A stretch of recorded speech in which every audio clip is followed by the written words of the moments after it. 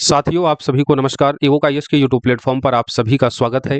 71 BPSC prelims exam को ध्यान में रखते हुए जनरल स्टडी के जो भी इंपॉर्टेंट सब्जेक्ट हैं उनको रिवाइज करेंगे। पॉलिटी सब्जेक्ट को शुरू किया है, उसकी आज हम दूसरी क्लास पढ़ेंगे। पिछली क्लास में हमने भारत के संवैधानिक विकास, संविधान सभा, संवैधानिक स्रोतों पर डिस्कस कर लिया था।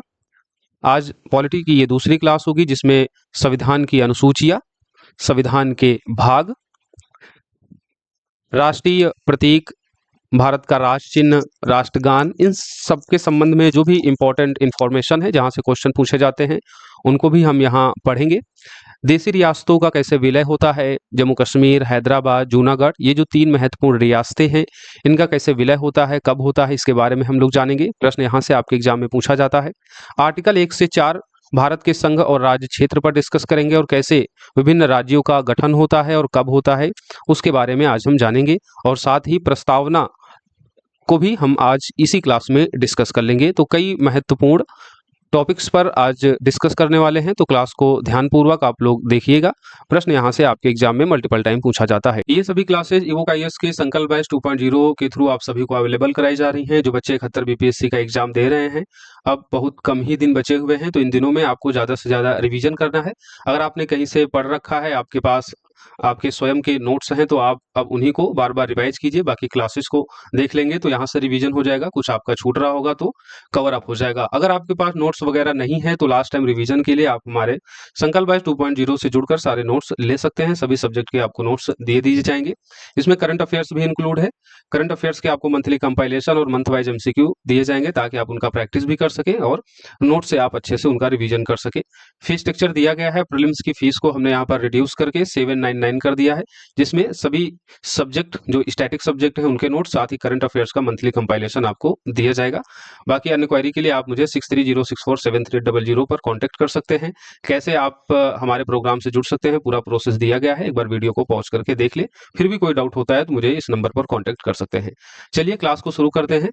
और सबसे पहले आज हम संविधान की अनुसूचियों को देखेंगे। आप जानते हैं कि हमारे मूल संविधान में 8 अनुसूचियां थी, लेकिन बाद में कॉन्स्टिट्यूशन अमेंडमेंट के द्वारा इसमें 4 अन्य अनुसूचियों को भी जोड़ा गया। तो वर्तमान में भारत के संविधान में कुल 12 अनुसूचियां हैं।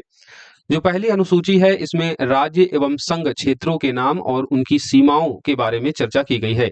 पहली अनुसूची राज्य एवं संघ क्षेत्रों के नाम और उनकी सीमाओं के बारे में बताया गया है। दूसरी अनुसूची में वेतन, भत्ते और विशेषाधिकार के बारे में चर्चा की गई है।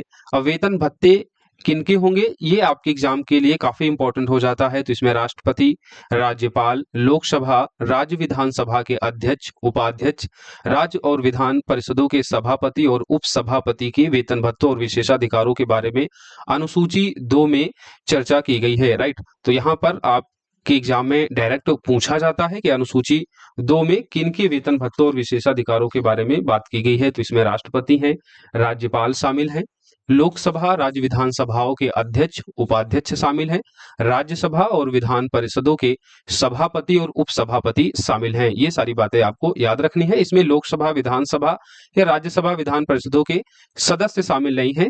इसमें अध्यक्ष, उपाध्यक्ष और राज्यसभा, विधान परिषदों के सभापति, उपसभापति शामिल हैं। राइट, राष्ट्रपति और राज्यपाल इसमें शामिल हैं, जिनके वेतन भत्तों, विशेषाधिकारों के बारे में बताया गया है अनुसूची 2 में।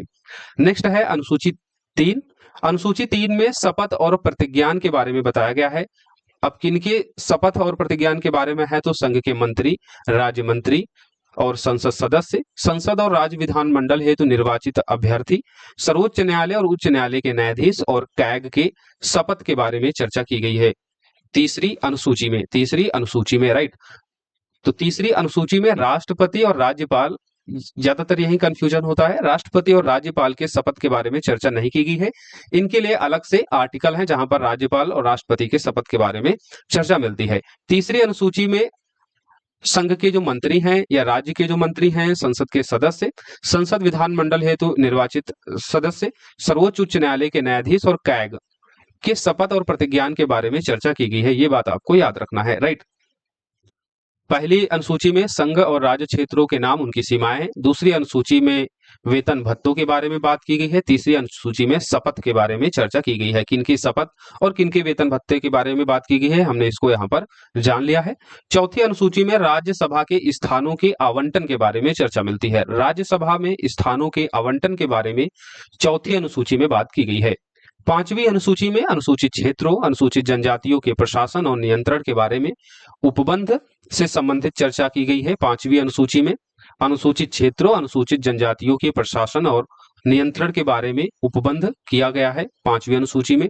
छठी अनुसूची बहुत महत्वपूर्ण है। छठी अनुसूची में यहाँ पर कुछ स्पेसिफिक स्टेट हैं, 4 स्टेट हैं, जिसमें असम, मेघालय, त्रिपुरा, मिजोरम, इन 4 राज्यों के जनजातीय क्षेत्रों के प्रशासन के संबंध में उपबंध किया गया है। ओवरऑल अगर आप देखेंगे अनुसूचित जनजातियों, अनुसूचित क्षेत्रों के प्रशासन के संबंध में उपबंध 5वीं अनुसूची में किया गया है और स्पेसिफिक रूप से 4 राज्यों असम, मेघालय, त्रिपुरा, मिजोरम, बहुत इंपॉर्टेंट है, याद रखिएगा, असम, मेघालय, त्रिपुरा, मिजोरम, असम, मेघालय, त्रिपुरा, मिजोरम, इन 4 राज्यों के जनजातीय क्षेत्रों के प्रशासन के संबंध में उपबंध किया गया है छठी अनुसूची में। 7वीं अनुसूची में संघ सूची, राज्य सूची और समवर्ती सूची के विषयों के बारे में चर्चा की गई है। संघ सूची में वर्तमान में 100 विषय हैं, राज्य सूची में कुल 61 विषय हैं और समवर्ती सूची में कुल वर्तमान में 52 विषय हैं। हालांकि 42 कॉन्स्टिट्यूशन अमेंडमेंट एक्ट 1976 में राज्य सूची के 5 विषयों को समवर्ती सूची में शामिल कर लिया गया था। ये 5 विषय कौन से हैं, आपके एग्जाम के लिए इंपॉर्टेंट है। 42वें संविधान संशोधन 1976 के द्वारा राज्य सूची के 5 विषय, जिसमें शिक्षा, वन, नापतौल, वन्य जीवों और पक्षियों का संरक्षण, न्याय प्रशासन, ये 5 विषय हैं जो राज्य सूची के विषय थे। 42वें संविधान संशोधन के द्वारा इन्हें समवर्ती सूची में शामिल किया गया। वर्तमान में संघ सूची में 100 विषय, राज्य सूची में 61 और समवर्ती सूची में 52 विषय हैं। इन विषयों के बारे में 7वीं अनुसूची में चर्चा की गई है। अगली है 8वीं अनुसूची। 8वीं अनुसूची में संविधान में उल्लिखित भाषाओं के बारे में चर्चा किया गया है। मूल रूप से संविधान में 14 भाषाएं थी, वर्तमान में 22 भाषाएं हैं। वर्तमान में 22 भाषाएं हैं। भाषाओं को शामिल करने के लिए अभी तक 3 बार संविधान संशोधन किया जा चुका है।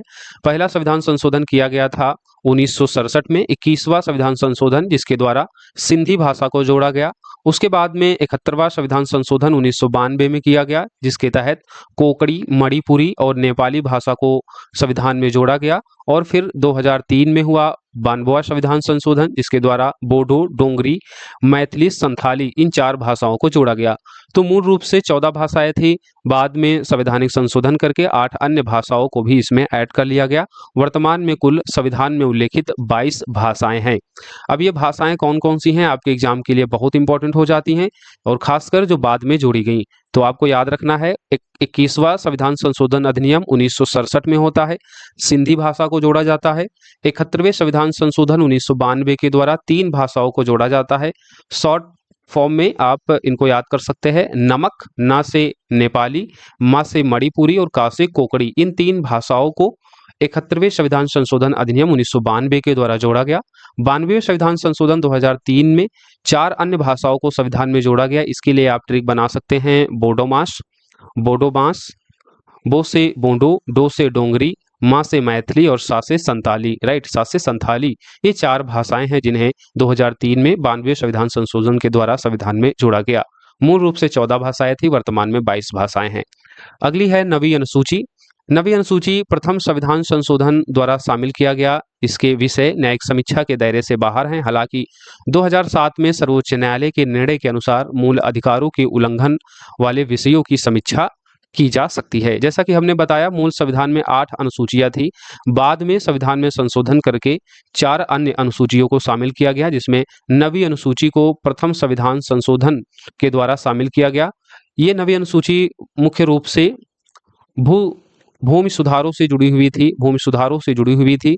इस अनुसूची में शामिल किए गए विषयों को न्यायिक समीक्षा से बाहर रखा गया था। हालांकि 2007 में सर्वोच्च न्यायालय ने निर्णय दिया था कि मूल अधिकारों के उल्लंघन वाले विषयों की समीक्षा की जा सकती है, वे चाहे 9वीं अनुसूची में ही क्यों ना शामिल हों। तो ये बात आपको याद रखनी है। अब 9वीं अनुसूची की भी न्यायिक समीक्षा की जा सकती है, और ये फैसला किया गया था 2007 में, राइट, 2007 में। हालांकि जब पहला संविधान संशोधन किया गया और 9वीं अनुसूची को शामिल किया गया, तो इस सूची में शामिल विषयों को न्यायिक समीक्षा से बाहर रखा गया था। 2007 में सर्वोच्च न्यायालय ने फैसला किया कि अब नवीन सूची में शामिल विषयों की भी न्यायिक समीक्षा की जा सकती है अगर विषय मूल अधिकार से जुड़ा हुआ होगा तो। नवीन सूची मुख्य रूप से भूमि सुधारों से जुड़ी हुई थी। नेक्स्ट 10वीं अनुसूची, जिसे 52वें संविधान संशोधन अधिनियम 1985 के द्वारा जोड़ा गया, इसमें दल बदल कानून का प्रावधान है। दल बदल कानून को संविधान में शामिल किया गया 52वें संविधान संशोधन अधिनियम 1985 के द्वारा, और एक नई अनुसूची जोड़ी गई, 10वीं अनुसूची।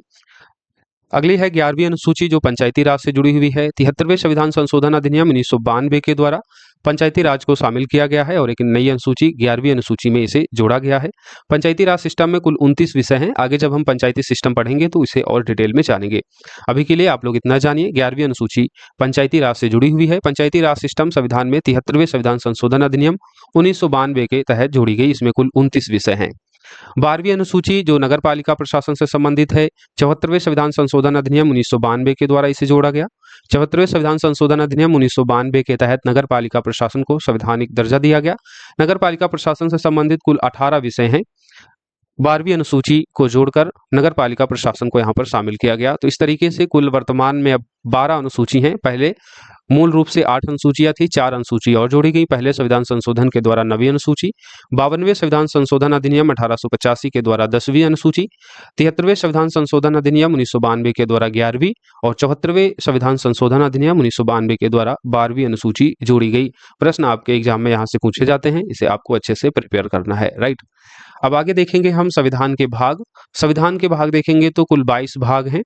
अब इन 22 भागों को आपको याद करना है। आपके एग्जाम में डायरेक्ट पूछ लिया जाता है कि फला फला विषय संविधान के किस भाग से संबंधित है, या फिर एक तरफ आपको भाग दे दिए जाएंगे, दूसरी तरफ आपको उनके विषय दे दिए जाएंगे। प्रश्न आपसे होगा कि इनमें से कौन सा सुमेलित है, या फिर सुमेलित करने के लिए, मिलान करने के लिए प्रश्न बन जाएगा। ऐसे में आपको संविधान के सभी भाग और उस भाग में कौन सा विषय है ये आपको पता होना चाहिए।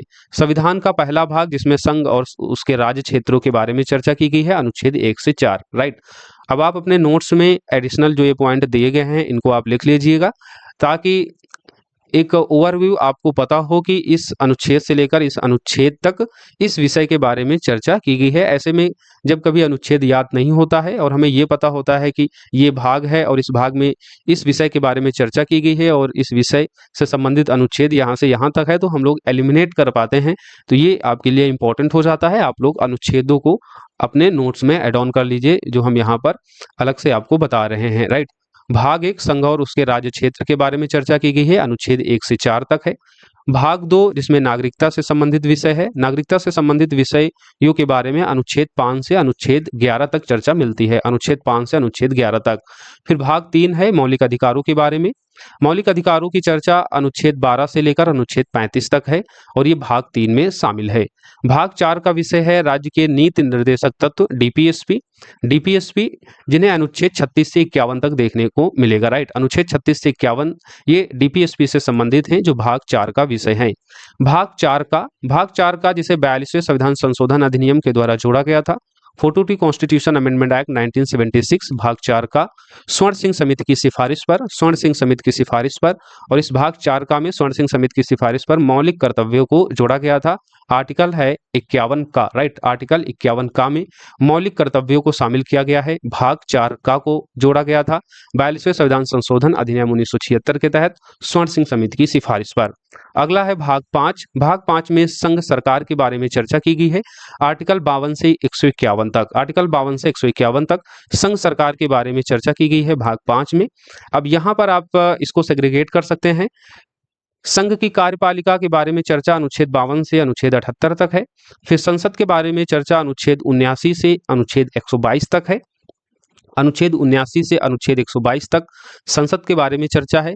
राष्ट्रपति की विधायी शक्ति, जिसे हम कह सकते हैं राष्ट्रपति की अध्यादेश शक्ति, जब संसद के दोनों सत्र चल नहीं रहे होते हैं, ऐसे में आवश्यक रूप से जब किसी कानून को देश में लाना होता है तो फिर राष्ट्रपति अध्यादेश लाता है, और ये राष्ट्रपति की जो अध्यादेश शक्ति है अनुच्छेद 123 में बताई गई है। तो राष्ट्रपति की विधायी शक्ति या अध्यादेश शक्ति 123 में।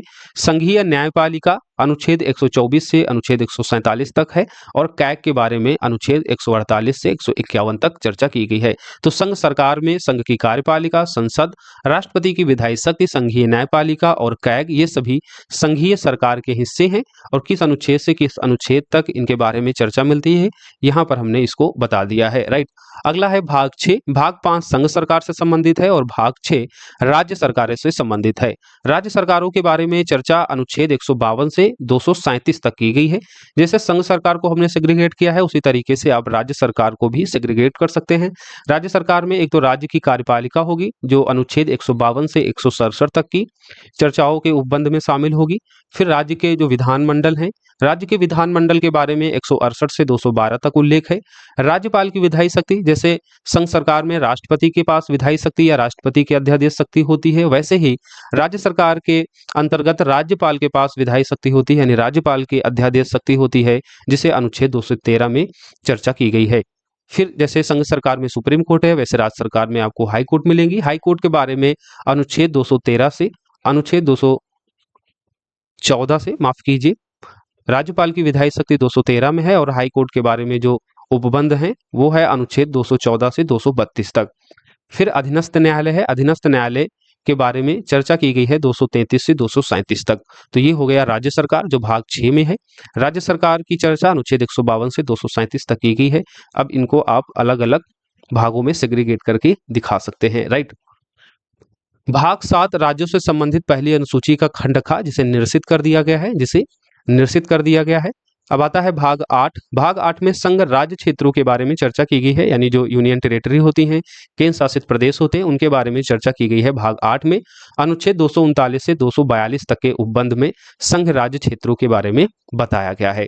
भाग 9। भाग 9 73वें कॉन्स्टिट्यूशन अमेंडमेंट एक्ट 1992 के द्वारा पंचायती सिस्टम को जोड़ा गया है। पंचायतों के बारे में अनुच्छेद देखेंगे तो 243 से लेकर 243 ओ तक चर्चा की गई है। 243 से 243 ओ तक पंचायती राज सिस्टम के बारे में चर्चा की गई है। पंचायती राज सिस्टम को भाग 9 में 73वें कॉन्स्टिट्यूशन अमेंडमेंट एक्ट 1992 के द्वारा जोड़ा गया। फिर 9 का जोड़ा गया 74वें संविधान संशोधन अधिनियम 1992 के द्वारा नगर पालिका प्रशासन को।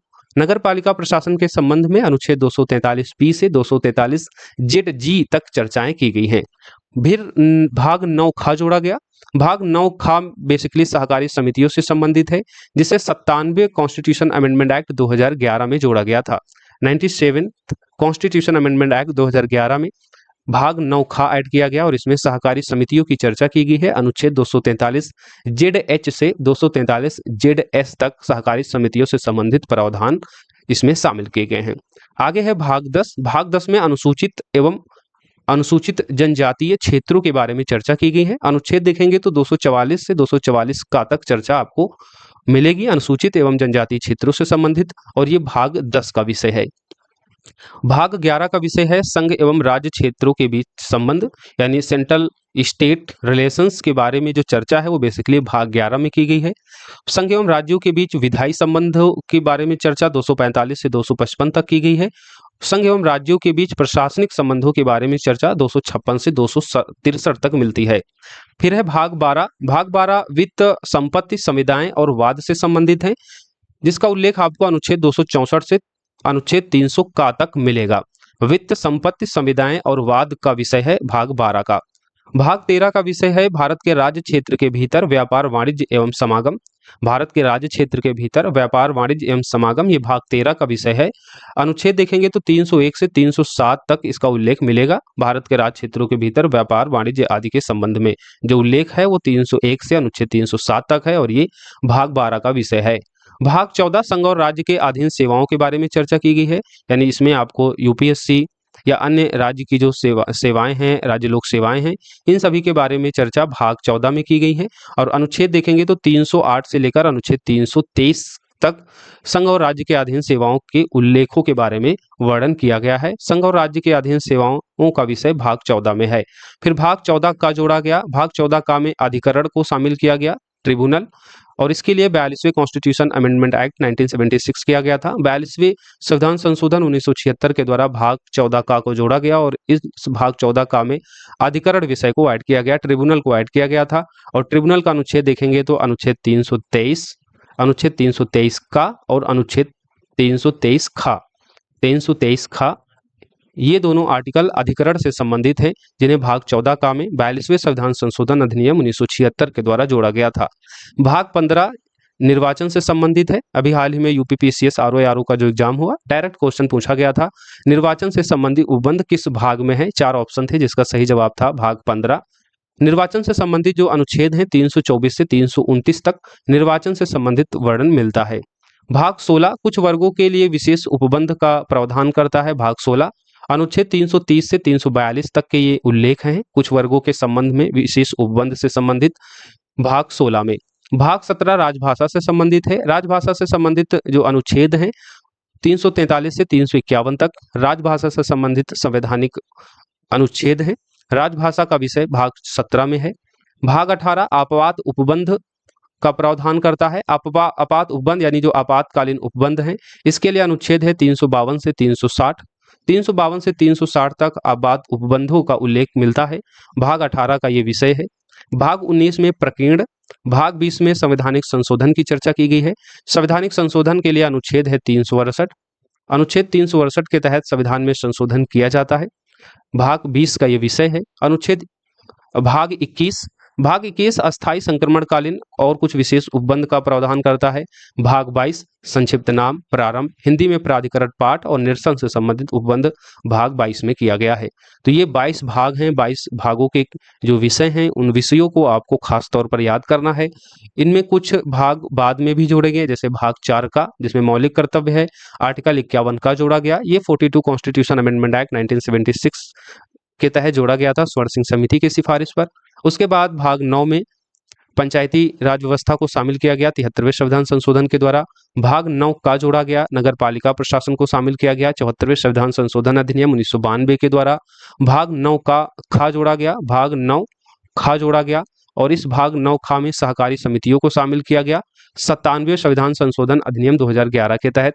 फिर उसके बाद भाग 14 का ऐड किया गया 42वें संविधान संशोधन अधिनियम 1976 के द्वारा, जिसमें अधिकरण यानी ट्रिब्यूनल को शामिल किया गया। तो ये कुछ अन्य भाग हैं जिन्हें बाद में संविधान में संशोधन करके जोड़े गए, राइट। बाकी उसके अलावा जो मूल संविधान है उनके कौन से विषय हैं आपके एग्जाम के लिए बहुत महत्वपूर्ण है।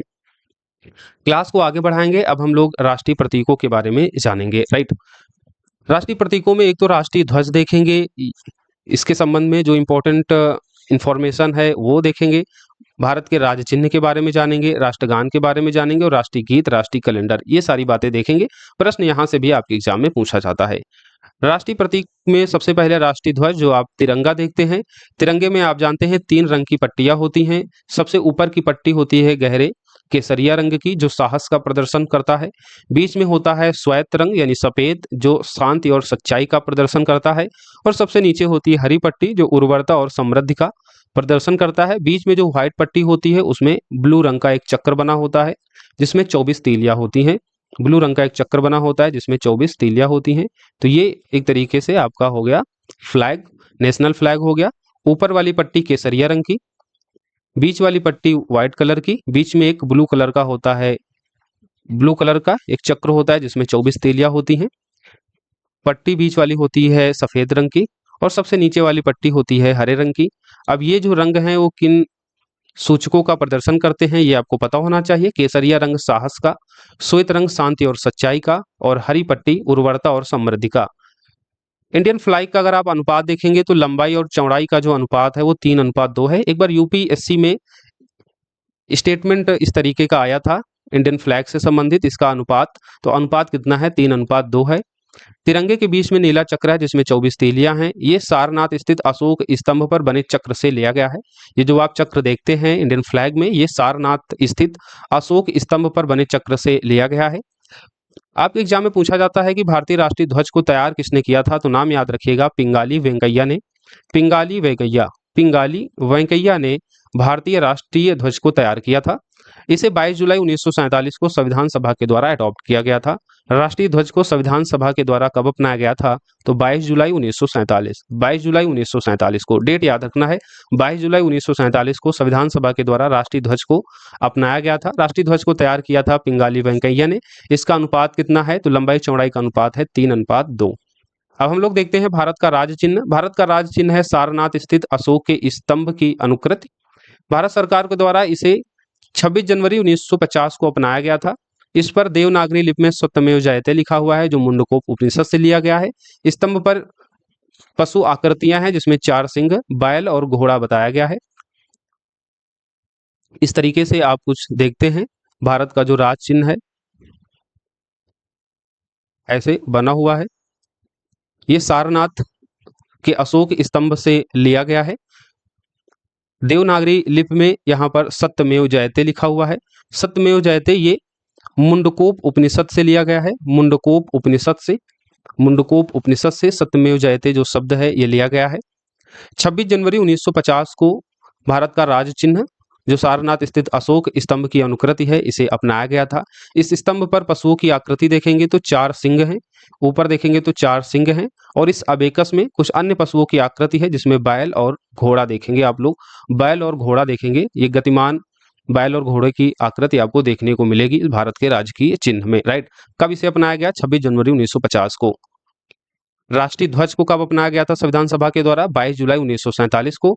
और भारत के राज चिन्ह को 26 जनवरी 1950 को, जब संविधान को लागू किया गया था, राइट। संविधान को एडॉप्ट किया गया था 26 नवंबर 1949 को एडॉप्ट किया गया था, और इसे लागू किया गया था 26 जनवरी 1950 को। 26 जनवरी 1950 को ही भारत के राज चिन्ह को भी अपनाया गया था। राष्ट्रगान जनगण मन, इसे 24 जनवरी 1950 को संविधान सभा के द्वारा आधिकारिक रूप से अंगीकृत किया गया था। तो ये सभी जो डेट हैं इनमें आपको कंफ्यूज नहीं होना है, आपके एग्जाम में पूछी जाती हैं, तो इनको अच्छे से आपको याद कर लेना है। राष्ट्रगान जनगण मन अधिनायक जय है, इसे 24 जनवरी 1950 को संविधान सभा के द्वारा आधिकारिक रूप से अंगीकृत किया गया था। राष्ट्रगान की जो गायन अवधि है वो 52 सेकेंड है, 52 सेकेंड है। संक्षिप्त गायन की अवधि है 20 सेकेंड। 27 दिसंबर 1911 को भारतीय राष्ट्रीय कांग्रेस के कलकत्ता अधिवेशन में इसे पहली बार गाया गया था। इंपॉर्टेंट है, आपके एग्जाम में पूछा जाता है कि राष्ट्रगान जन गण मन अधिनायक जय है, इस राष्ट्रगान को सबसे पहले कब गाया गया था? तो कांग्रेस के कलकत्ता अधिवेशन जो 27 दिसंबर 1911 को हुआ था, यहाँ पर सबसे पहले राष्ट्रगान को गाया गया था। आंध्र प्रदेश के मदनापल्ली में 1919 में टैगोर ने इसका अंग्रेजी अनुवाद किया था the morning song of India नाम से।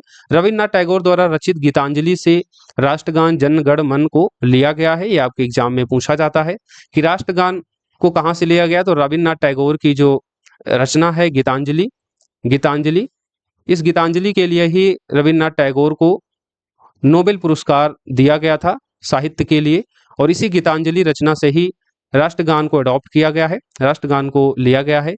आंध्र प्रदेश के मदनापल्ली में 1919 में रविन्द्रनाथ टैगोर ने इसका अंग्रेजी में अनुवाद भी किया था the morning song of India के नाम से। 27 दिसंबर 1911 को कांग्रेस के कलकत्ता अधिवेशन में राष्ट्रगान को पहली बार गाया गया था। गायन अवधि इसकी 52 सेकेंड है, संक्षिप्त गायन अवधि 20 सेकेंड है। संविधान सभा के द्वारा कब इसे आधिकारिक रूप से अंगीकृत किया गया? तो 24 जनवरी 1950 को। अब आगे बढ़ेंगे। राष्ट्रीय गीत है वंदे मातरम, राष्ट्रगान जनगण मनगण है, और राष्ट्रीय गीत है वंदे मातरम। वंदे मातरम जो राष्ट्रीय गीत है इसके रचयिता हैं बंकिम चंद्र चटर्जी। इनके उपन्यास आनंद मठ से राष्ट्रीय गीत वंदे मातरम को लिया गया है। आनंद मठ जो उपन्यास है बंकिम चंद्र चटर्जी का, इस उपन्यास से राष्ट्रीय गीत वंदे मातरम लिया गया है। इसका पहली बार गायन 1896 ईस्वी में कलकत्ता अधिवेशन में रविन्द्रनाथ टैगोर के द्वारा किया गया था। राष्ट्रीय गीत का पहली बार जो गायन है वो 1896 में कलकत्ता अधिवेशन में किया गया था। 1896 के कांग्रेस के कलकत्ता अधिवेशन में पहली बार राष्ट्रीय गीत गाया गया था रविन्द्रनाथ टैगोर के द्वारा। राष्ट्रीय गीत को भी 24 जनवरी 1950 को अपनाया गया। राष्ट्रीय कैलेंडर के बारे में जान लीजिए। राष्ट्रीय कैलेंडर शक संवत पर आधारित है। ग्रेगोरियन कैलेंडर के साथ 22 मार्च 1957 को इसे अपनाया गया। तो राष्ट्रीय कैलेंडर को कब अपनाया गया? तो 22 मार्च 1957 को। ये डेट याद रखनी है, आपकी एग्जाम में पूछा जाता है। राष्ट्रीय कैलेंडर शक संवत पर आधारित है, और शक संवत पर आधारित ही ग्रेगोरियन कैलेंडर है, जिसे आप लोग आज वर्तमान रूप में देखते हैं। राष्ट्रीय कैलेंडर को 22 मार्च 1957 को अपनाया गया था। इसका पहला माह होता है चैत्र। अगर आप अंग्रेजी माह में देखेंगे तो 22 मार्च से ये शुरू होता है। अगर लीप ईयर है तो 21 मार्च से शुरू होगा। यानी पहला माह जो होता है राष्ट्रीय कैलेंडर का हिंदी महीने में ये चैत्र होगा। और अंग्रेजी महीनों में देखेंगे तो ये मार्च होगा, 22 मार्च। अगर लीप ईयर है तो 21 मार्च से इसकी शुरुआत होती है, राइट।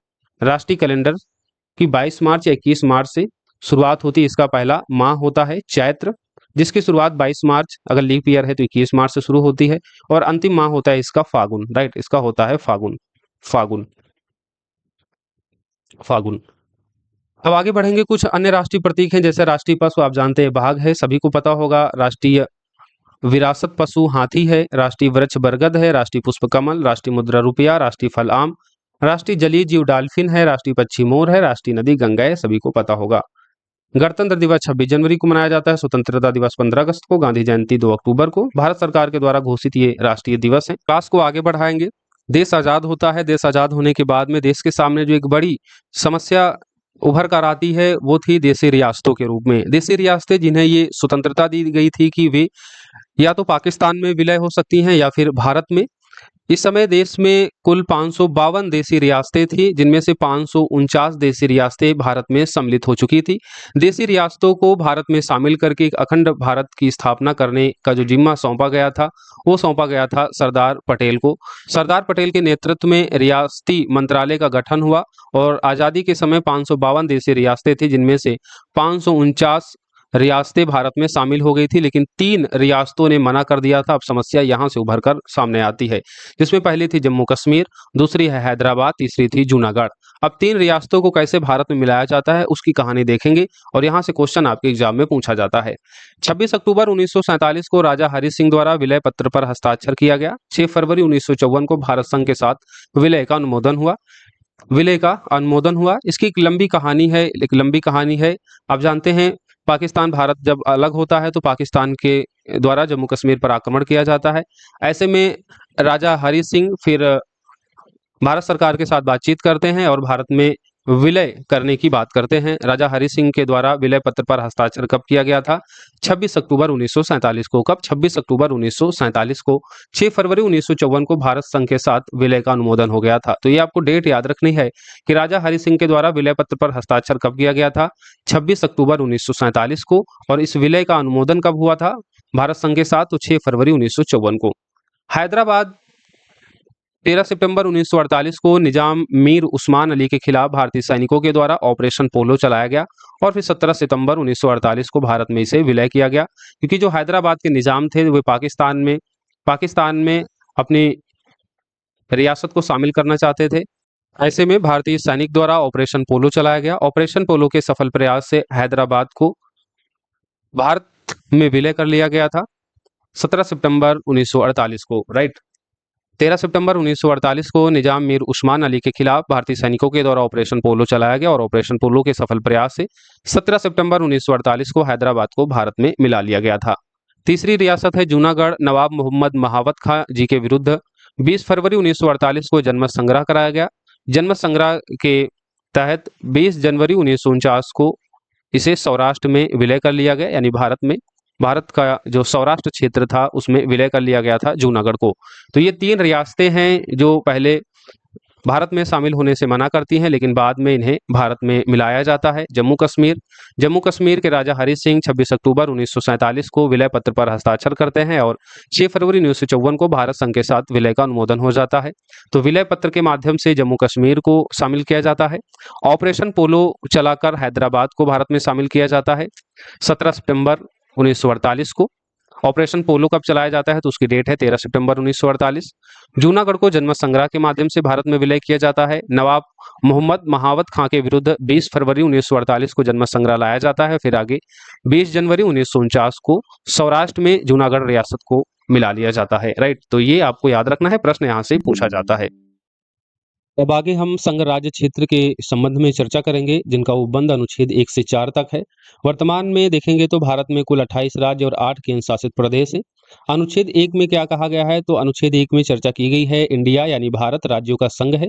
ये आपको याद रखना है, इंडिया यानी भारत राज्यों का संघ है। राज्यों का संघ है यानी भारतीय संघ राज्यों के बीच समझौते का परिणाम नहीं है। भारतीय संघ राज्यों के बीच समझौते का परिणाम नहीं है, यानी राज्य संघ से अलग नहीं हो सकते हैं। राज्य भारतीय संघ से अलग नहीं हो सकते हैं, ऐसा अनुच्छेद 1 में उपबंध किया गया है। इंडिया यानी भारत राज्यों का संघ है, अर्थात भारतीय संघ राज्यों के बीच समझौते का परिणाम नहीं है, राज्य संघ से अलग नहीं हो सकते हैं। अनुच्छेद 2 नए राज्यों के प्रवेश उनके स्थापना की चर्चा करता है। नए राज्यों का प्रवेश और उनकी स्थापना की जो शक्ति है वो संसद को दी गई है। संसद विधि बनाकर नए राज्यों का प्रवेश और उनके स्थापना का प्रावधान कर सकता है।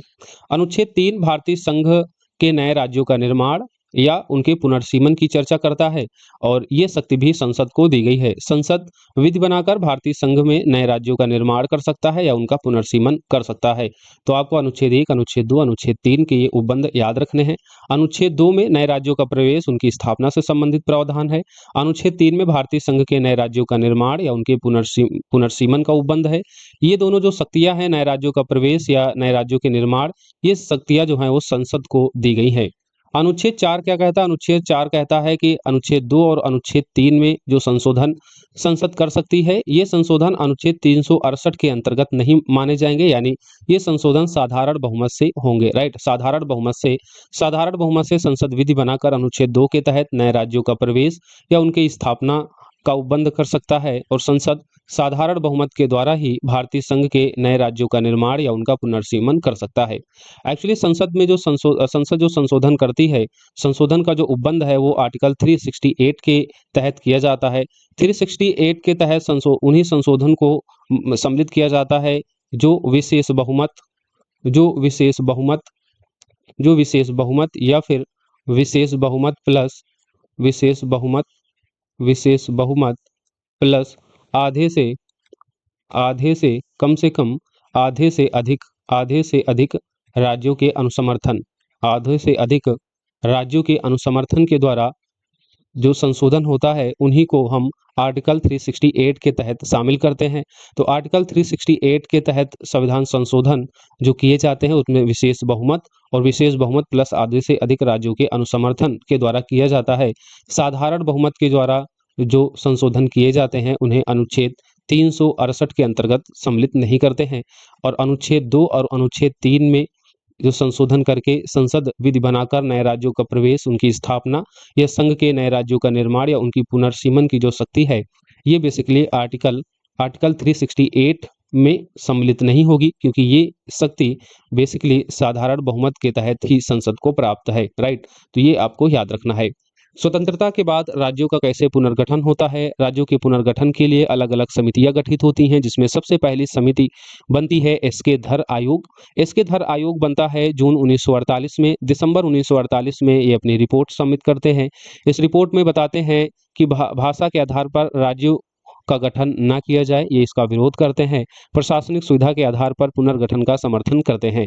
तो इसके धर आयोग जो जून 1948 में गठित होता है, दिसंबर 1948 में अपनी रिपोर्ट प्रस्तुत करता है।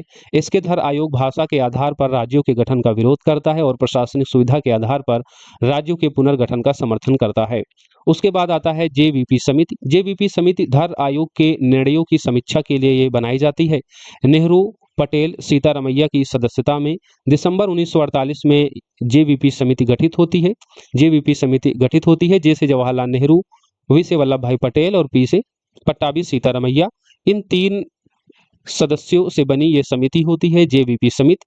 दिसंबर 1948 में इसे गठित किया जाता है धर आयोग के निर्णयों की समीक्षा के लिए और अप्रैल 1949 में ये अपनी रिपोर्ट सौंपते हैं और भाषाई आधार पर राज्य पुनर्गठन को अस्वीकृत कर देते हैं। कुल मिलाकर इसके धर आयोग की अनुशंसा का समर्थन करती है जेवीपी समिति। फिर राज्य पुनर्गठन आयोग बनता है, क्योंकि लगातार राज्यों के द्वारा ये मांग की जाती रहती है कि भाषा के आधार पर राज्यों का पुनर्गठन हो। खासकर दक्षिण भारत में इसकी सबसे ज्यादा मांग की जाती है। लेकिन अलग अलग समितियों के द्वारा, चाहे वो एसके धर आयोग हो या फिर जेवीपी समिति हो, इन दोनों ने ही भाषा के आधार पर राज्यों के पुनर्गठन को अस्वीकृत किया। फिर राज्य पुनर्गठन आयोग बना दिसंबर 1953 में फजल आयोग की अध्यक्षता में। इसके अन्य सदस्य थे के.एम. पनिक्कर, एच.एन. कुंजरू इसके 2 अन्य सदस्य थे। आपसे पूछा जाता है राज्य पुनर्गठन आयोग कब बना? तो दिसंबर 1953 में। अध्यक्षता किसने की थी? फजल अली। इसके 2 अन्य सदस्य कौन थे? तो पनिक्कर और एच.एन. कुंजरू। राज्य पुनर्गठन आयोग ने 1955 में अपनी रिपोर्ट पेश की। रिपोर्ट पेश करते हुए भाषा को मुख्य आधार माना। परिणाम स्वरूप 1 नवंबर 1956 को 7वें संविधान संशोधन के द्वारा भाषा के आधार पर 14 राज्य और 6 केंद्र शासित प्रदेशों का गठन हुआ। तो राज्य पुनर्गठन आयोग ने राज्यों के गठन में भाषा को मुख्य आधार माना। हालांकि भाषा के अलावा प्रशासनिक, सांस्कृतिक, अन्य आयामों को भी राज्यों के गठन में सम्मिलित किया, लेकिन मुख्य आधार भाषा को माना और भाषा के आधार पर 1 नवंबर 1956 को 7वें संविधान संशोधन के द्वारा 14 राज्य और 6 केंद्र शासित प्रदेशों का गठन किया गया। अब हम लोग देखेंगे विभिन्न राज्यों का गठन कैसे होता है। तो भाषा के आधार पर जो सबसे पहला राज्य बनाया गया था उसमें था आंध्र प्रदेश। आंध्र प्रदेश का गठन 1 अक्टूबर 1953 को हुआ था। 1 अक्टूबर 1953 को हुआ था आंध्र प्रदेश का गठन। आंध्र प्रदेश का गठन 1 अक्टूबर 1953 को हुआ था, यानी राज्य पुनर्गठन आयोग बनने से पहले ही आंध्र प्रदेश का गठन भाषा के आधार पर हो चुका था, क्योंकि आंध्र प्रदेश में व्यापक स्तर पर भाषा के आधार पर राज्य का गठन किया जाए, इस व्यापक स्तर पर आंदोलन हो रहा था। ऐसे में आंध्र प्रदेश का गठन सबसे पहले भाषा के आधार पर 1 अक्टूबर 1953 में कर दिया गया था। इसके बाद फिर राज्य पुनर्गठन आयोग बना। इस आयोग की अध्यक्षता फजल अली ने की थी। के.एम. पनिक्कर और एच.एन. कुंजरू इसके अन्य 2 सदस्य थे। 1955 में इसने अपनी रिपोर्ट पेश की और भाषा के आधार पर राज्यों का गठन किया जाए इसकी स्वीकृति दी। 1 नवंबर 1956 को 7वें संविधान संशोधन के द्वारा भाषा के आधार पर फिर अन्य 14 राज्य और 6 केंद्र शासित प्रदेशों का गठन होता है। राइट, तो आंध्र प्रदेश का भाषा के आधार पर गठन होता है, पहला राज्य था जिसका गठन भाषा के आधार पर होता है 1 अक्टूबर 1953 को। इंपॉर्टेंट है, आपके एग्जाम में ये पूछा जाता है। फिर गुजरात का गठन होता है 1 मई 1964 को। अब यहाँ से क्रम लगाने के लिए पूछा जाता है कि क्रम लगाइए राज्यों के गठन के संबंध में, या फिर एक तरफ राज्य का नाम और दूसरी तरफ इनके गठन का वर्ष दिया होता है। अब प्रश्न बनता है इसे सुमेलित कीजिए, या फिर कौन सा विकल्प सुमेलित है या कौन सा विकल्प सुमेलित नहीं है। ऐसे में आपको एटलीस्ट राज्य और उसका गठन कब हुआ वो वर्ष आपको पता होना चाहिए। आंध्र प्रदेश 1953, गुजरात 1960, नागालैंड 1963, हरियाणा 1 नवंबर 1966, हिमाचल प्रदेश 25 जनवरी 1971, मेघालय 21 जनवरी 1972। 21 जनवरी 1972 को 3 राज्यों का गठन होता है, मेघालय, मणिपुर और त्रिपुरा। मेघालय, मणिपुर और त्रिपुरा का गठन 1 जनवरी 1972 को होता है। राइट, 1 जनवरी 1972 को 3 राज्यों को गठित किया जाता है, मेघालय, मणिपुर, त्रिपुरा। मेघालय, मणिपुर, त्रिपुरा। सिक्किम का गठन किया जाता है 1975 में। 35वां कॉन्स्टिट्यूशन अमेंडमेंट एक्ट 1975 में आता है, जिसके तहत सिक्किम को भारत में शामिल किया जाता है और सिक्किम को 22वें राज्य के रूप में शामिल किया जाता है 36वें कॉन्स्टिट्यूशन अमेंडमेंट के द्वारा। 36वां कॉन्स्टिट्यूशन अमेंडमेंट 1975 में होता है। इसके तहत सिक्किम को पूर्ण राज्य का दर्जा दिया जाता है 22वें राज्य के रूप में। राइट, 22वें राज्य के रूप में सिक्किम को कब शामिल किया जाता है, तो 35वें कॉन्स्टिट्यूशन अमेंडमेंट 1975 के द्वारा। सिक्किम को कब पूर्ण राज्य का दर्जा दिया जाता है, तो 36वें कॉन्स्टिट्यूशन अमेंडमेंट एक्ट 1975 के द्वारा 22वें राज्य के रूप में सिक्किम को पूर्ण राज्य का दर्जा दिया जाता है। मिजोरम 1987 में इसका गठन होता है। 1987 में भी 3 राज्यों का गठन होता है। 20 फरवरी 1987 को मिजोरम, 20 फरवरी 1987 को अरुणाचल प्रदेश और 30 मई को गोवा। यानी 20 फरवरी 1987 को मंथ और डेट सेम है। 20 फरवरी 1987 को 2 राज्यों का गठन होता है, मिजोरम और अरुणाचल प्रदेश। फिर आगे 30 मई 1987 को गोवा का गठन होता है। छत्तीसगढ़, झारखंड और उत्तराखंड, इनका गठन भी वर्ष 2000 में होता है, केवल डेट अलग अलग है, तो डेट आपको याद रखनी है, ये डेट इंपॉर्टेंट है इनकी। 1 नवंबर 2000 को छत्तीसगढ़ का गठन, फिर 9 नवंबर 2000 को उत्तराखंड, फिर 15 नवंबर 2000 को झारखंड का गठन होता है। बिहार से झारखंड को अलग किया जाता है 15 नवंबर 2000 को। फिर नेक्स्ट तेलंगाना राज्य का गठन होता है 2 जून 2014 को। आंध्र प्रदेश से अलग होकर तेलंगाना बनाया जाता है। ये 28वां राज्य है तेलंगाना, जिसका गठन 2 जून 2014 को किया जाता है। ये आपको सारे राज्य और उनका गठन कब होता है वो वर्ष आपको जरूर याद रखना है। 1 अक्टूबर 1953 को आंध्र प्रदेश, 1960 को गुजरात, 1963 नागालैंड, 1966 हरियाणा, 1971 में हिमाचल प्रदेश। फिर 1972 में 21 जनवरी 1972 में 3 राज्यों का गठन होता है, मेघालय, मणिपुर, त्रिपुरा। सिक्किम का 1975 में। मिजोरम और अरुणाचल प्रदेश, ये 2 राज्य हैं जिनका गठन 20 फरवरी 1987 को होता है, मिजोरम और अरुणाचल प्रदेश का। 30 मई 1987 को गोवा का गठन किया जाता है। उसके बाद छत्तीसगढ़, उत्तराखंड, झारखंड वर्ष 2000 में इनका गठन होता है। मध्य प्रदेश से अलग होकर छत्तीसगढ़ बनता है 1 नवंबर 2000 को। उत्तर प्रदेश से अलग होकर उत्तराखंड 9 नवंबर 2000 को गठित किया जाता है और बिहार से अलग होकर झारखंड बनता है 15 नवंबर 2000 को। आंध्र प्रदेश से अलग होकर तेलंगाना बनता है 2 जून 2014 को, राइट। आंध्र प्रदेश भाषा के आधार पर गठित होने वाला देश का पहला राज्य था। 31 अक्टूबर 2019 ये डेट बहुत महत्वपूर्ण है। जम्मू कश्मीर राज्य को जम्मू कश्मीर और लद्दाख केंद्र शासित प्रदेशों में आधिकारिक रूप से विभाजित कर दिया जाता है। आप जानते हैं 31 अक्टूबर 2019 को फाइनली आर्टिकल 370 और धारा 35A को समाप्त कर दिया जाता है और जम्मू कश्मीर और लद्दाख 2 केंद्र शासित प्रदेशों में आधिकारिक रूप से विभाजित कर दिया जाता है 31 अक्टूबर 2019 को। जनवरी 2020 में दादर और नागर हवेली तथा यमन और दीव दोनों संघ शासित प्रदेशों को एक केंद्र शासित प्रदेश के रूप में मान्यता दे दी जाती है। पहले दादर और नगर हवेली, दमन और दीव ये 2 अलग अलग केंद्र शासित प्रदेश हुआ करते थे, लेकिन जनवरी 2020 में दादर और नागर हवेली तथा दमन और दीव इन दोनों संघ शासित प्रदेशों को एक कर दिया जाता है। इस तरह भारत में देखेंगे तो वर्तमान में कुल 28 राज्य और 8 केंद्र शासित प्रदेश हैं। 8 केंद्र शासित प्रदेशों में अंडमान निकोबार द्वीप समूह, जिसकी राजधानी पोर्ट ब्लेयर हुआ करती थी, लेकिन इसे भी हाल ही में बदलकर विजयपुरम कर दिया गया है। इस बात को भी आप याद रखिएगा। 8 केंद्र शासित प्रदेशों में अंडमान निकोबार द्वीप समूह, पुडुचेरी, चंडीगढ़, जम्मू कश्मीर, लक्षद्वीप, दादर और नगर हवेली तथा दमन और दीव, दिल्ली, लद्दाख, ये 8 केंद्र शासित प्रदेश हैं। पांडिचेरी के बारे में जान लीजिए। पांडिचेरी 1954 को फ्रांस की सरकार ने अपनी सभी बस्तियां पांडिचेरी जो यनम, माहे, कराईकल में थी, भारत को सौंप दिया और 28 मई 1956 को इस संबंध में संधि पर हस्ताक्षर हुए, जबकि चंद्रनगर को 1951 की संधि के तहत सौंपा गया था। आप जानते हैं पांडिचेरी ये फ्रांसीसी बस्ती थी। आधिकारिक तौर पर फ्रांस की सरकार ने नवंबर 1954 में पांडिचेरी, यनम, माहे, कराईकल को भारत को सौंपा जाता है और फिर 28 मई 1956 को इस संबंध में संधि पर हस्ताक्षर होती है। हालांकि जो चंद्रनगर को 1951 की संधि के तहत सौंपा जाता है फ्रांस के द्वारा, राइट। तो पांडिचेरी के बारे में आपको याद रखना है। पांडिचेरी यहाँ पर फ्रांसीसी बस्तियां थी। आज़ादी के बाद 1954 में फ्रांस की सरकार के द्वारा आधिकारिक तौर पर पांडिचेरी का जो क्षेत्र यनम आंध्र प्रदेश में पड़ता था, माहे जो केरल में पड़ता है, कराईकल जो तमिलनाडु का हिस्सा है, पुडुचेरी जो मुख्य क्षेत्र है, इसके 3 अन्य प्रशासनिक क्षेत्र यनम, माहे, कराईकल, ये आपको पता होना चाहिए। यनम, माहे, कराईकल, यनम आंध्र प्रदेश में, माहे केरल में, कराईकल तमिलनाडु में। पुडुचेरी जो मुख्य क्षेत्र है, इसके 3 अन्य प्रशासनिक क्षेत्र थे। यनम जो आंध्र प्रदेश में पड़ता था, माहे कराईकल में और माहे केरल में और कराईकल तमिलनाडु में। पुडुचेरी और इन 3 क्षेत्रों को यनम, माहे, कराईकल को आधिकारिक तौर पर फ्रांस की सरकार के द्वारा नवंबर 1954 में भारत को सौंप दिया गया था। फिर 28 मई 1956 को इस संबंध में संधि पर हस्ताक्षर हुए थे। इसके अलावा फ्रांसीसी एक अन्य क्षेत्र था चंद्रनगर, जिसे हालांकि 1951 की संधि के तहत ही भारत को सौंप दिया गया था।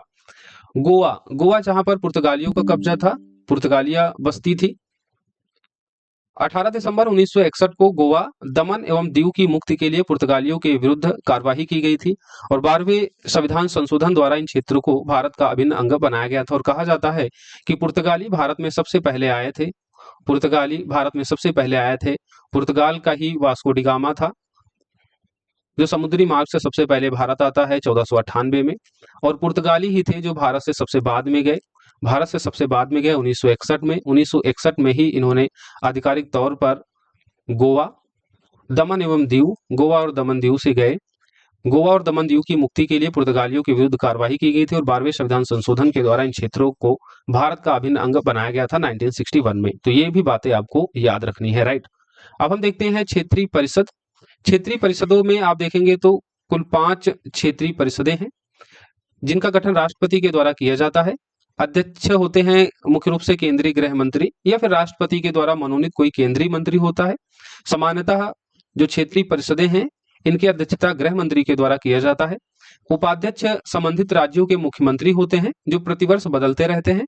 उद्देश्य है केंद्र राज्यों के संबंध में सुधार करना। केंद्र राज्यों के संबंध में सुधार करने के लिए क्षेत्रीय परिषदों का गठन राष्ट्रपति के द्वारा किया जाता है। अध्यक्षता समानतः गृह मंत्री के द्वारा की जाती है, हालांकि राष्ट्रपति द्वारा मनोनीत केंद्रीय मंत्री भी इसके अध्यक्ष हो सकते हैं।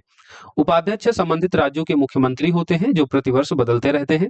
राज्य पुनर्गठन अधिनियम 1956 के तहत स्थापित एक संविधिक निकाय है। एक संविधिक निकाय है यानी मूल संविधान में क्षेत्रीय परिषदों की चर्चा नहीं की गई है।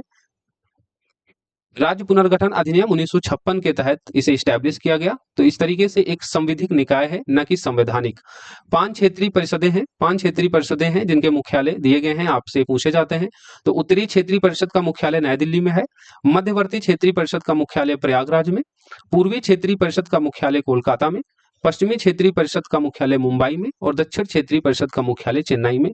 तो उत्तर क्षेत्रीय नई दिल्ली, मध्य प्रयागराज में, पूर्वी क्षेत्रीय परिषद का मुख्यालय कोलकाता में, पश्चिम क्षेत्रीय परिषद का मुंबई में और दक्षिण क्षेत्रीय परिषद का मुख्यालय चेन्नई में। क्षेत्रीय परिषदों की अध्यक्षता सामान्यतः केंद्रीय गृह मंत्री करते हैं, हालांकि राष्ट्रपति द्वारा मनोनीत केंद्रीय मंत्री भी इसका अध्यक्ष हो सकता है। उपाध्यक्ष संबंधित राज्यों के मुख्यमंत्री होते हैं जो प्रतिवर्ष बदलते रहते हैं। क्षेत्रीय परिषदों का उद्देश्य है केंद्र राज्य संबंधों में सुधार करना। इसका गठन राष्ट्रपति के द्वारा किया जाता है। राज्य पुनर्गठन अधिनियम 1956 के तहत इसे स्थापित किया गया था। इस तरीके से ये एक संविधिक निकाय है। अब आगे हम लोग प्रस्तावना के बारे में देखेंगे, जो आज की क्लास का अंतिम टॉपिक है। 13 दिसंबर 1946 को जवाहरलाल नेहरू के द्वारा प्रस्तावना को प्रस्तुत किया गया था संविधान सभा में। 22 जनवरी 1947 को संविधान सभा के द्वारा इसे अंगीकार किया गया। बहुत इंपॉर्टेंट है ये दोनों डेट ही। 13 दिसंबर 1946 के द्वारा जवाहरलाल नेहरू ने 13 दिसंबर 1946 को जवाहरलाल नेहरू ने उद्देश्य प्रस्ताव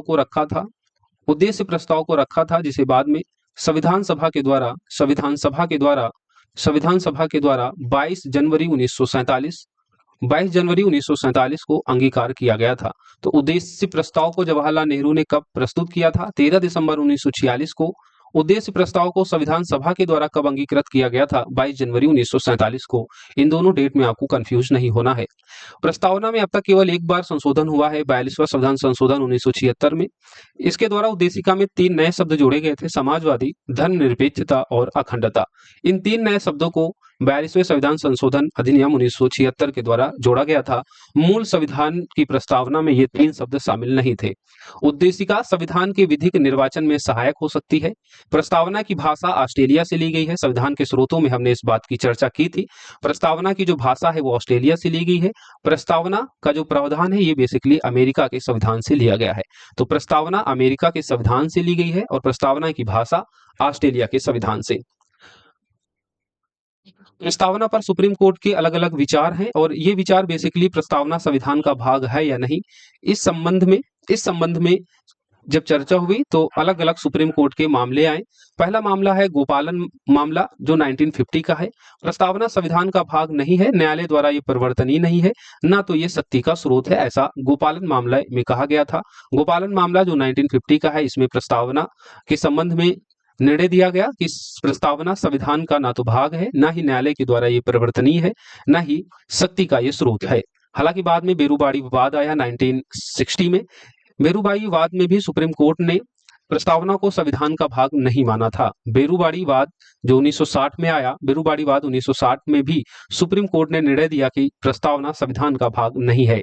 फिर गोलकनाथ मामला आता है 1967 में। ये आपको वर्ष याद रखने हैं इन सभी मामलों के। कभी कभार एक तरफ आपको सुप्रीम कोर्ट के मामले और दूसरी तरफ उनका वर्ष देकर मिलान करने के लिए पूछ लिया जाता है, या इंडिविजुअल एक वन लाइनर टाइप का भी क्वेश्चन बन जाता है कि गोलकनाथ मामला किस वर्ष में आया। तो ऐसे में आपको पता होना चाहिए ये 1967 का है।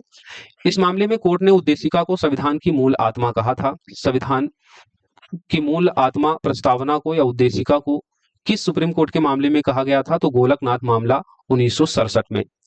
फिर उसके बाद केशवानंद भारती मामला आता है 1973 में, और इस मामले में कोर्ट के द्वारा प्रस्तावना को संविधान का भाग माना गया। अभी तक जो ऊपर केसेज हैं, बेरूबाड़ी विवाद या गोलकनाथ मामला, इन दोनों मामले में ही प्रस्तावना को संविधान का भाग नहीं माना गया था।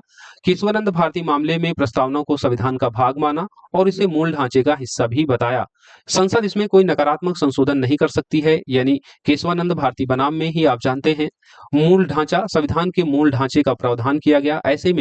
ऐसे में प्रस्तावना संविधान का भाग है, इसमें संशोधन किया जा सकता है, लेकिन संशोधन करते समय जो उसका मूल ढांचा है वो प्रभावित नहीं होना चाहिए, और इसी केशवानंद भारती मामले के बाद फिर प्रस्तावना में संशोधन किया गया। 42वें संविधान संशोधन 1976 के द्वारा प्रस्तावना में 3 शब्द जोड़े गए, समाजवाद, पंथ निरपेक्षता और अखंडता। समाजवाद, पंथ निरपेक्षता और अखंडता, इन 3 शब्दों को प्रस्तावना में ऐड किया गया और अब तक एक ही बार प्रस्तावना में संशोधन हुआ है। उद्देशिका की जो प्रकृति है वो न्याय योग्य नहीं है। उद्देशिका की जो प्रकृति है वो न्याय योग्य नहीं है, यानी इसको लेकर न्यायालय नहीं जाया जा सकता है, न्यायालय में ये परिवर्तनीय नहीं है। जैसे डीपीएसपी तत्व है, मौलिक कर्तव्य है, उसी तरीके से प्रस्तावना भी न्यायालय में वाद योग्य नहीं है, न्यायालय में ये न्याय परिवर्तनीय नहीं है। इस बात को भी आपको याद रखना है। और इसके विपरीत हम देखते हैं जो मूल अधिकार हैं वो न्यायालय में वाद योग्य हैं। अगर मूल अधिकारों का हनन होता है तो मूल अधिकारों के हनन के मामले में हम डायरेक्ट न्यायालय जा सकते हैं, सुप्रीम कोर्ट और हाई कोर्ट जा सकते हैं, लेकिन प्रस्तावना के संबंध में या डीपीएसपी या मौलिक कर्तव्यों के संबंध में हम न्यायालय नहीं जा सकते हैं। इनकी प्रकृति न्याय योग्य नहीं है, राइट। इस स्टेटमेंट को आपको याद रखना है। प्रस्तावना में लिखित शब्द हैं। प्रस्तावना जो हम भारत के लोगों से शुरू होती है, हम भारत के लोग भारत को एक संपूर्ण प्रभुत्व संपन्न समाजवादी पंथ निरपेक्ष लोकतांत्रात्मक गणराज्य बनाने के लिए तथा इसके समस्त नागरिकों को सामाजिक आर्थिक राजनैतिक न्याय विचार अभिव्यक्ति विश्वास धर्म और उपासना की स्वतंत्रता प्रतिष्ठा और अवसर की समता प्राप्त कराने के लिए तथा उन सब में व्यक्ति की गरिमा और राष्ट्र की एकता तथा अखंडता सुनिश्चित करने वाली बंधुता बढ़ाने के लिए दृढ़ संकल्पित होकर अपनी संविधान सभा में आज 26 नवंबर 1949 को एतद द्वारा संविधान को अंगीकृत अधिनियमित आत्मर्पित करते हैं। अब प्रस्तावना को आपको याद करना है। बेसिकली जो ये क्रम है, हम भारत के लोग भारत को एक संपूर्ण प्रभुत्व संपन्न, तो सबसे पहले शब्द आएगा हम भारत के लोग, उसके बाद संपूर्ण प्रभुत्व संपन्न, देन समाजवाद, फिर पंथ निरपेक्ष, फिर लोकतंत्रात्मक और फिर गणराज्य, राइट।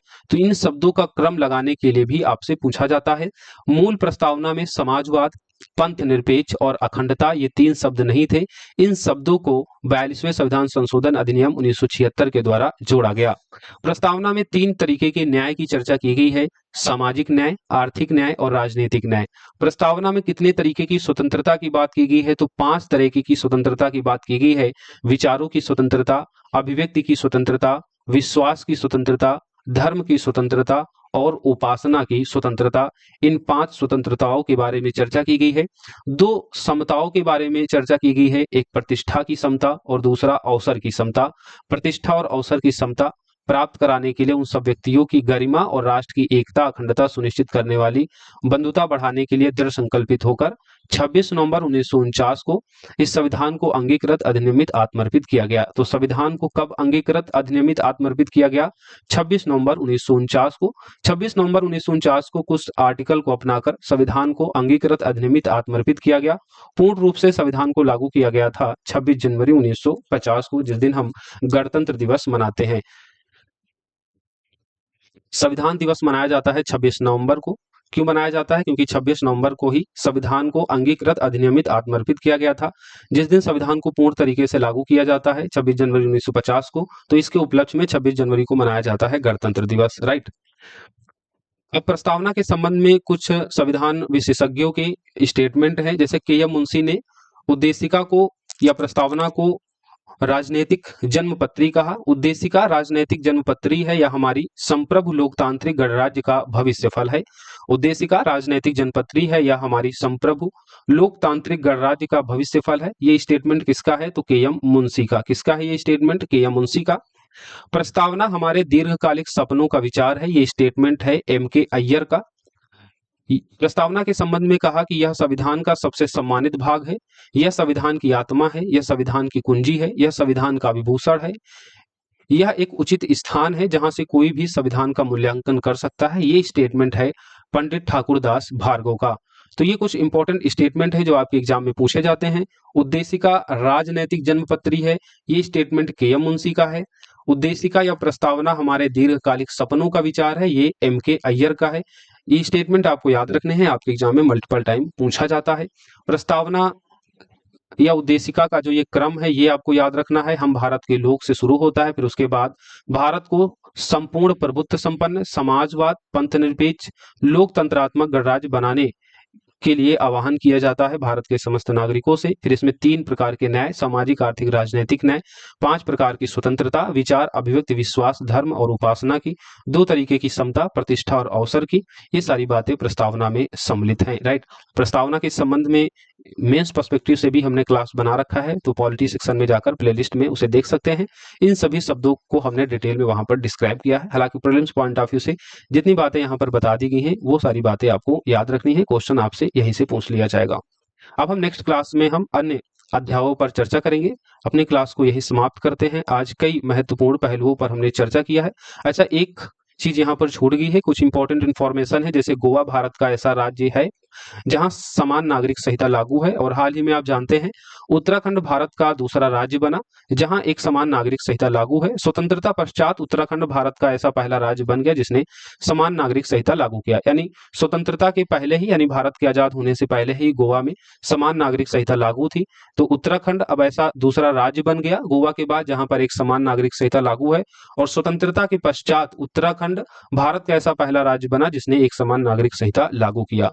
गोवा को पुर्तगालियों से भारतीय सेना ने ऑपरेशन विजय के द्वारा छुड़ाया था। गोवा को पुर्तगालियों से भारतीय सेना के द्वारा ऑपरेशन विजय के द्वारा छुड़ाया गया था। तो ऑपरेशन विजय किससे संबंधित है? ऑपरेशन विजय संबंधित है पुर्तगालियों के विरुद्ध किए गए भारतीय सेना के अभियान से, जिसके तहत गोवा को पुर्तगालियों से छुड़ाया गया था 1961 में। गोवा की आजादी के लिए डॉक्टर राम मनोहर लोहिया ने ये अभियान चलाया था। गोवा की आजादी के लिए डॉक्टर राम मनोहर लोहिया ने अभियान चलाया था। तो ये कुछ अन्य मुख्य बातें थी जिन्हें याद रखना है, प्रीलिम्स एग्जाम में आपसे पूछा जाता है।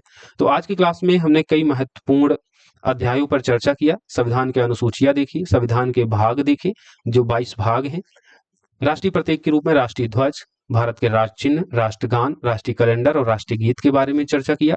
देशी रियासतों का जो भारत में विलय होता है उस संबंध में हमने देखा। संघ राज्य क्षेत्र के संबंध में अनुच्छेद 1 से 4 तक की चर्चा की, और फिर भारत के जो राज्य है उनका गठन कब होता है उसके बारे में हमने देखा। क्षेत्रीय परिषदों के बारे में पढ़ा। देन प्रस्तावना के बारे में हमने डिटेल में यहाँ चर्चा किया है। अब आगे हम नेक्स्ट क्लास में पढ़ेंगे। जब तक आप लोग इन क्लासेस को अच्छे से पढ़िए, इनका रिवीजन कीजिए। 71 बीपीएससी की प्रिपरेशन कर रहे हैं या फिर आप किसी भी स्टेट पीसीएस या किसी भी वनडे एग्जाम की प्रिपरेशन कर रहे हैं तो स्टैटिक सब्जेक्ट के नोट्स आपके एग्जाम के लिए भी ये बेनिफिशियल होंगे, तो आप नोट्स ले सकते हैं हमारे बैच में जुड़कर। 71 बीपीएससी या बीपीएससी की प्रिपरेशन करने वाले बच्चे यहाँ से जरूर जुड़े, उनको जरूर इसका फायदा होगा। सभी नोट्स आपको सारे सब्जेक्ट के अवेलेबल करा दिए जाएंगे। बाकी करंट अफेयर्स के लिए हमारा जो एक्सप्रेस बैच है उसका एक्सेस आपको मिल जाएगा। केवल करंट अफेयर्स की प्रिपरेशन के लिए आप हमारे एक्सप्रेस बैच में जुड़ सकते हैं। केवल 249 इसकी फीस है, जहां पर मंथली कंपाइलेशन और साथ ही आपको एमसीक्यू अवेलेबल कराए जाते हैं। बाकी किसी भी क्वेरी के लिए आप मुझे 6306473800 पर कांटेक्ट कर सकते हैं। बैच में जुड़ने का पूरा प्रोसेस यहाँ पर दिया गया है, फी स्ट्रक्चर है, क्या इसके फीचर्स होंगे, सारी बातें यहाँ पर दी गई हैं, आप इन्हें देख सकते हैं। राइट, चैनल पर अगर आप पहली बार विजिट किए हैं तो सब्सक्राइब जरूर कर लीजिए यूकाईएस को, ताकि क्लासेस जो भी होती है वो आप तक पहुंचती रहे। टेलीग्राम का लिंक हमने वीडियो के डिस्क्रिप्शन बॉक्स में ऐड कर दिया है, उसे आप ज्वाइन कर लीजिए। मिलते हैं नेक्स्ट क्लास में, जब तक आप लोग पढ़िए, जहां है वहां सुरक्षित रहिए, अपना ध्यान रखिए। धन्यवाद, जय हिंद।